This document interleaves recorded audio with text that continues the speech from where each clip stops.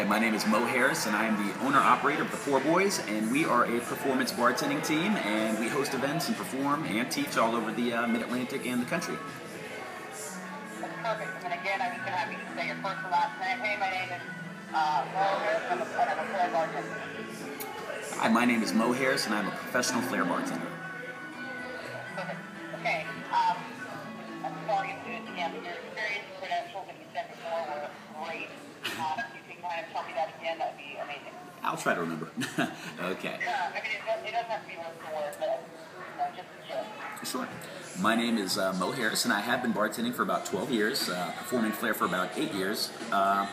I taught professional bartending at the Professional Bartending School in Arlington for about 7 years. We did a lot of mixology and efficiency and things like that. In addition to that, we have done a lot of Flair training for different restaurants, for TGI Fridays. I opened up the Coyote Ugly in Washington, D.C. We taught the opening team how to flip bottles. We do a lot of, beyond Flair, we do a lot of other things. I taught in the Caribbean for the Bureau of Tourism down there.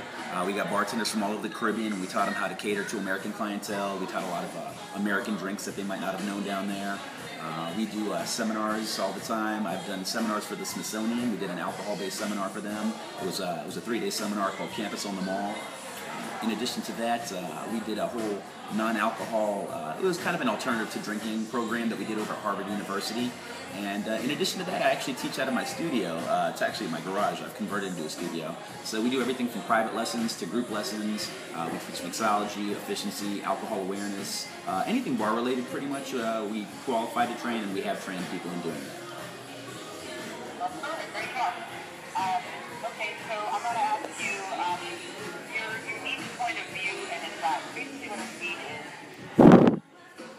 if I were to say you get this role, you're the expert for this bar that is having either changing their bottle of clientele, or now they want more entertaining bartenders. So you're going to get bartenders who've never done Flair before. What is one tip you would say someone should carry out Flair bartending?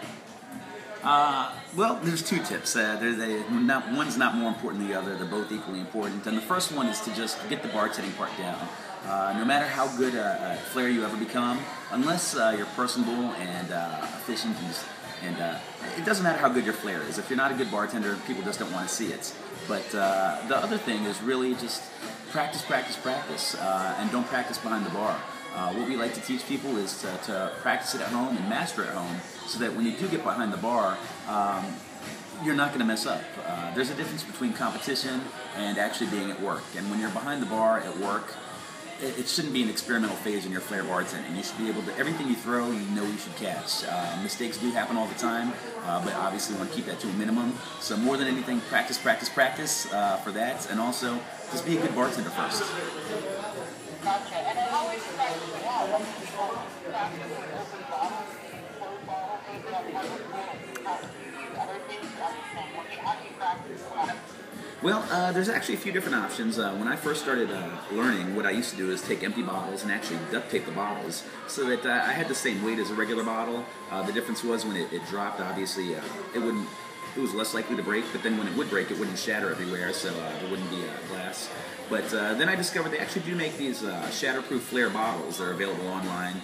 For many companies make them, and they're good. Now, as far as finding a place to practice, it really is just find anywhere you can. If you have to go outside, if you have to go to a park, I'm fortunate enough to have a nice big garage, which I've pretty much just dedicated to Flair bartending. So there's no cars in the garage, there's no tools or lawnmowers. It's just my garage and a bunch of bottles. But anywhere you can find a place, do it. And as far as breaking goes, like I said, you can either get the shatterproof Flair bottles, or you can duct tape some real bottles.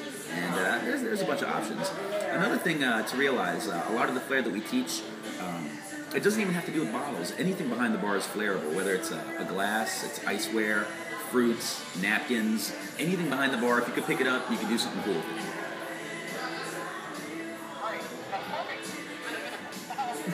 Thank you.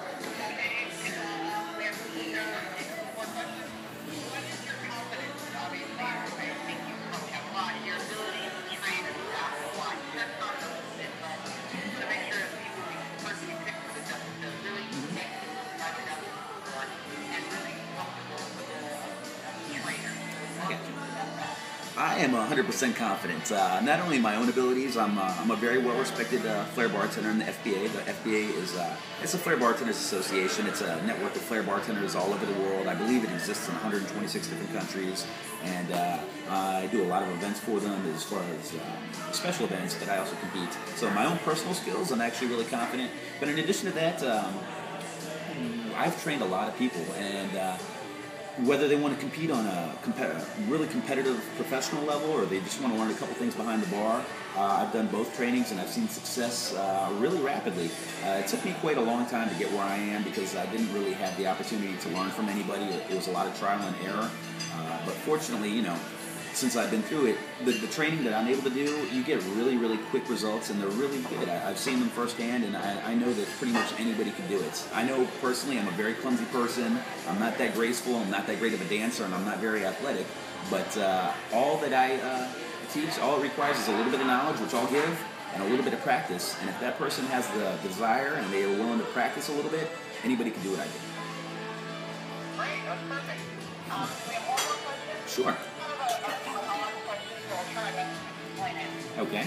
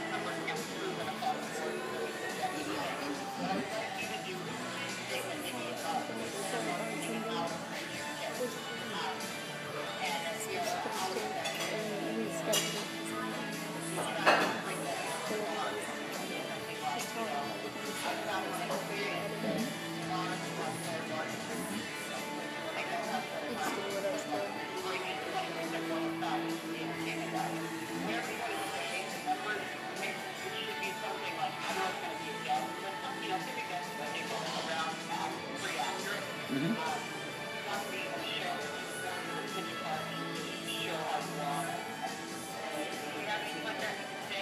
Yeah, absolutely. Okay. I'll give you two stats here, okay? Okay. The first stat I'd like to give you is I do believe that 100% of the clientele at a bar appreciates flair. Now, the important thing to know is that not every drink or not every situation requires a big, long performance for flair. Whether it's a simple spin of a glass, whether it's a simple flip of a bottle, or a toss of an ice cube, all those things are enjoyable. And people go to a bar for the most part to have a good time. And when you show that you're having a good time and putting in a little bit of effort for the person's enjoyment, everybody's going to enjoy that. Again, the key is to know what to do and when to do it. The other thing I would say, definitely the income. Ever since I started flair bartending, I would say that my revenue has increased at least 35%. A real quick number, quick math for you is if I show you a good time on a given night, if I just make 100 drinks, and for each of those extra drinks, I do a little something extra to get an extra quarter. An extra quarter times 100, that's a lot of extra money right there, just put in your pocket, just for doing something as simple as spinning a glass. So that's only if you're making 100 drinks. Imagine you're working somewhere really high volume and you're making 200, 300 drinks a night. All of a sudden, that extra quarter per drink, that's a lot of money, and it's very doable. Well, that was perfect. You gave me great answers. We can make a really good reel with you. You can set stuff now on the recorder. Oh, that's it?